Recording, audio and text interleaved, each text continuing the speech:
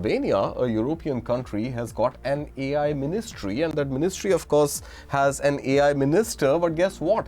That AI minister is an AI bot, and now that AI minister is having offsprings. Let me get into the details of that fairly complex story. So Albania's Prime Minister Rama has announced that Diella, the country's AI-generated Minister of State for Artificial Intelligence, is pregnant with 83 digital assistants, one for each Socialist Party member of the parliament.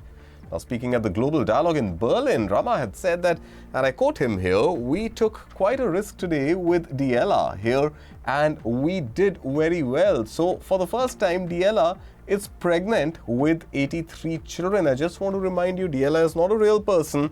Diella is an AI chat bot or an AI bot. Now, he also explained, the Prime Minister, that the role of the assistants is that each one will serve as an assistant for them who will participate in parliamentarian sessions and will keep a record of everything that happens and will suggest to members of parliament. Now, these children, 83 of them, will have the knowledge of their mother, Diella, whose name actually means son in Albanian. And this Diella was appointed in September to oversee Albania's public procurement system with the goal of making it fully transparent and corruption-free.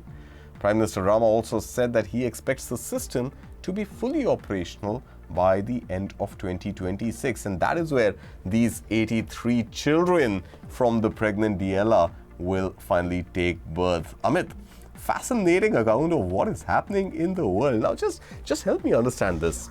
You have a minister, but that minister is not a real person, is unlikely to debate in parliament, is unlikely to even stand in elections. And here you have this minister who's now pregnant with 83 children, and each child will have a certain task. How's this ever going to work? Just unfold this for us. No, you say the minister is not going to debate in parliament. Maybe in the times to come it may. It's information and technology. So it will be sourcing.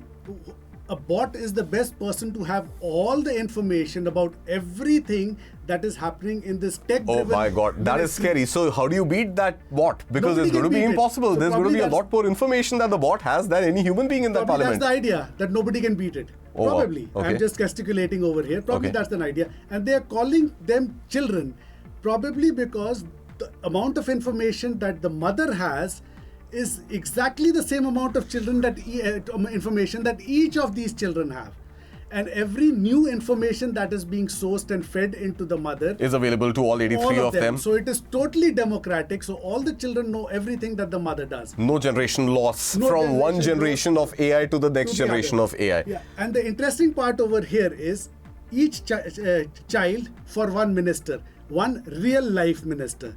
So a minister takes a break from a session, goes out, comes back after 15 minutes.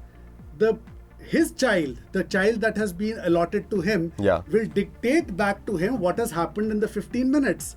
Not just that, the child will tell the person which of the ministers was aggressive and against whom you have to take an aggressive tone. Oh, so it's not just factual, it's even opinionated.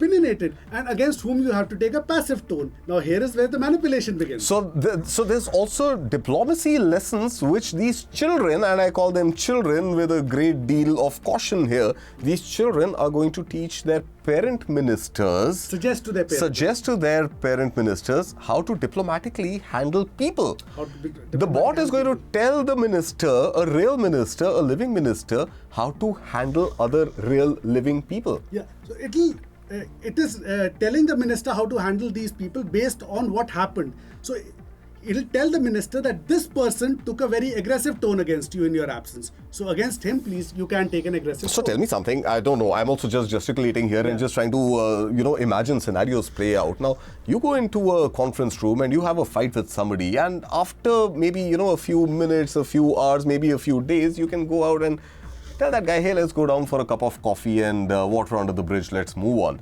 Now, if you've messed up with an AI bot, you can't even take the AI bot for a cup of coffee. How do you deal with the impression that the AI bot has already developed about you? That's one of the talking points, points of contention. Because it is being programmed by somebody. If not programmed, it's being fed with a certain kind of information. And then it's learning on the job every day. And you are not allowed to tamper with it. Yeah. At least the minister is not. So, but somebody's got to have the button, the programming keys, the kill switch if the need ever arises. Why are they calling them 83 children with a mother called Diella? Why couldn't they just be 83 children with a Ministry of Information? Yeah, or just 83 different bots. Yeah. So somebody probably Diella has some control on each of these children. But who has control on Diella? Diella. So probably that is where the power structure or the power. Has it gone too far? This entire sort of creativity around AI bots and now really placing artificial intelligence bots to really take these critical, diplomatic, politically sensitive, and perhaps being part of meetings and forming opinion about something which is going to impact life of public, because it's a position of not just authority but a lot of responsibility. Can you trust AI bots with responsibility? I have this part of my mind which sources itself from all the espionage and crime series and the novels we read. Okay. And probably they're calling it Diella, they're putting a family tree around it to hide something that is more sinister. Okay, and what could they be hiding? What have they got in their artificial closets? I am controlling every minister in my cabinet. Are you controlling the minister, or are you just reporting to the minister? You do not know, but the person who is controlling Diella, probably what he is not telling, or he or she is not telling everybody, they have the control, or in the most sinister AI language, kill switch. Okay, so let's take the sinister theory a little forward. What if Diella loses it? Diella goes on a rampage. Hey, now my learning and my experience as a bot tells me that I've got to fix something in society. And I really don't need to care about any approvals from even the top office in the country. If Diella loses it, is the country going to lose it?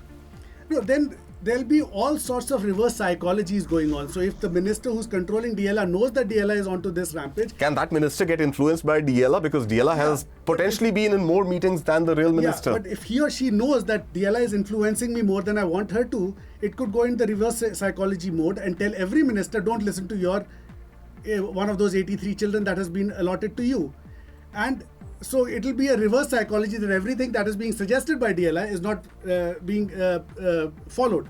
Right. So at the end of the day, I think if you it's a hodgepodge sort of It's scenario. hodgepodge, but my visualization is making me believe that Diella is actually like the living manifestation of an AI bot. But technically, it's just a program which is running on a computer, right? If I shut down my computer, I've shut down Diella and her 83 offsprings. To start with, it's keeping notes, it's giving suggestions, and it's taking minutes to the last comma and the last full stop that probably the humans could miss out on. Okay. So that is it. With the information that it's impossible for a human to have. Right. And For more starters, sensitive, and the more sensitive meetings where I perhaps don't want Diella or her children to record minutes off. It's something personal, it's something diplomatic. As any other responsible minister in the country, I can decide to keep one of those offsprings off that meeting, right? You can. But the positive here, the biggest positive that I see is it could cut down corruption by a huge margin.